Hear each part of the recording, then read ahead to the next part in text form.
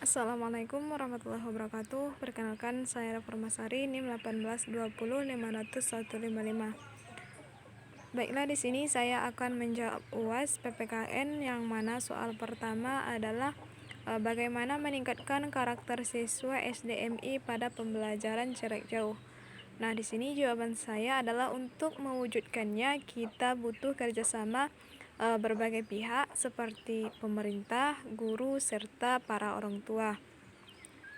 Karakter siswa perlu dibentuk dengan mengimplementasikan nilai-nilai beriman, bertakwa kepada Tuhan Yang Maha Esa, dan berakhlak mulia, mandiri, bernalar kritis, kebinekaan global, bergotong royong, dan kreatif untuk mewujudkan profil belajar Pancasila.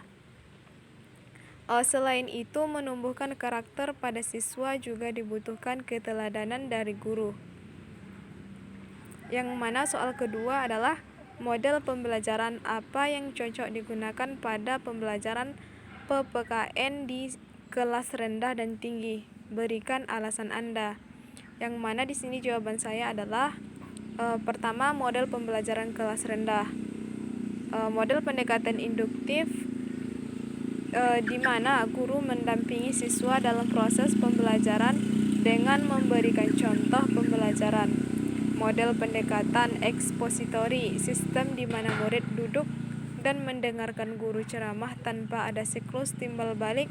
Kedua model di atas cocok untuk anak kelas rendah karena kedua model tersebut tidak menuntut banyak keterlibatan dari siswa. Yang kedua yaitu model pembelajaran kelas tinggi.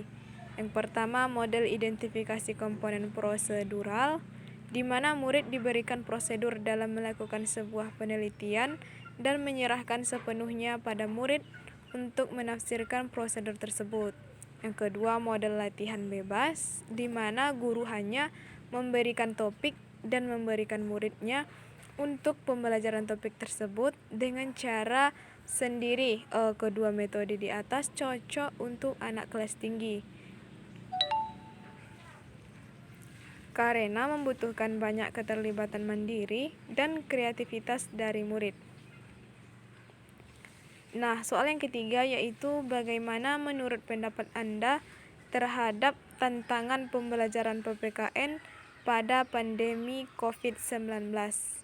Jawaban saya, pandemi COVID-19 memaksa masyarakat di dunia mendefinisikan makna hidup, tujuan pembelajaran dan hakikat kemanusiaan.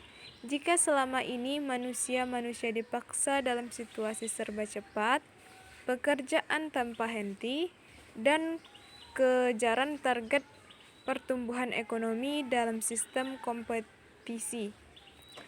Namun persebaran virus corona atau yang disebut dengan COVID-19 yang menjadi krisis besar manusia modern memaksa kita untuk sejenak bernafas, berhenti dari pusaran sistem, serta melihat kembali kehidupan, keluarga, dan lingkungan sosial dalam arti yang sebenarnya. Adapun soal yang keempat yaitu sebutkan 30 pembelajaran yang bisa digunakan dalam pembelajaran PPKN. Jawaban saya yang pertama yaitu media audiovisual gerak, media audiovisual diam, media audio semi gerak, media visual gerak, media visual diam, media visual semi gerak, media audio, media cetak, objek, model, suara langsung, rekaman audio, media cetak, pembelajaran teleprogram, papan tulis, media transparansi, film bingkai, film rangkai, film, televisi, gambar, visual diam yang diproyeksi, visual yang tak diproyeksi, audio, penyajian multimedia, visual dinamis yang diproyeksikan, cetak, permainan realia, dan media berbasis telekomunikasi. Selanjutnya soal yang kelima yaitu tuliskan tujuan pembelajaran PPKN di SD atau MI. menurut para ahli. Tidak boleh menuliskan apa yang sudah ada di buku. Jawabannya, menurut Aji, mata pelajaran PPKN merupakan mata pelajaran yang mempunyai misi membina nilai, moral, dan norma secara utuh, bulat, dan berkesinambungan. Tujuan PPKN adalah untuk membentuk watak warga negara yang baik, yaitu yang tahu, mau, dan sadar akan hak dan kewajibannya. Soal yang terakhir adalah tuliskan aktualisasi nilai-nilai Pancasila dalam kehidupan sehari-hari, minimal 5 pada setiap sila Pancasila. Yang pertama, sila ketuhanan yang Maha Esa, yang contohnya yaitu memiliki satu agama dan menjalankan peribadatan dari agama tersebut. Kedua, menjalankan agama dengan tetap memperhatikan kondisi di sekitar dan tidak mengganggu ketertiban dan keamanan di tengah masyarakat. Yang ketiga, menjaga toleransi atau saling hormat menghormati di antara umat beragama. Yang keempat, saling kerjasama antar umat beragama dan hal yang bersifat memajukan kepentingan umum.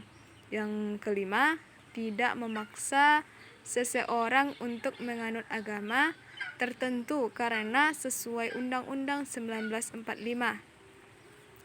Yang sila kedua yaitu sila kemanusiaan yang adil dan beradab. Contoh pertama yaitu menghargai perbedaan di tengah masyarakat yang terdiri dari banyak suku, agama, ras, dan adat istiadat. Yang kedua yaitu senantiasa menjaga adab atau kesopanan, kehalusan, dan kebaikan budi pekerti kita dalam berbagai kondisi. Ketiga, tidak melakukan diskriminasi pada siapapun. Yang keempat, berani untuk menyampaikan kebenaran dan menegur kesalahan seseorang sesuai dengan adab yang berlaku di tengah masyarakat.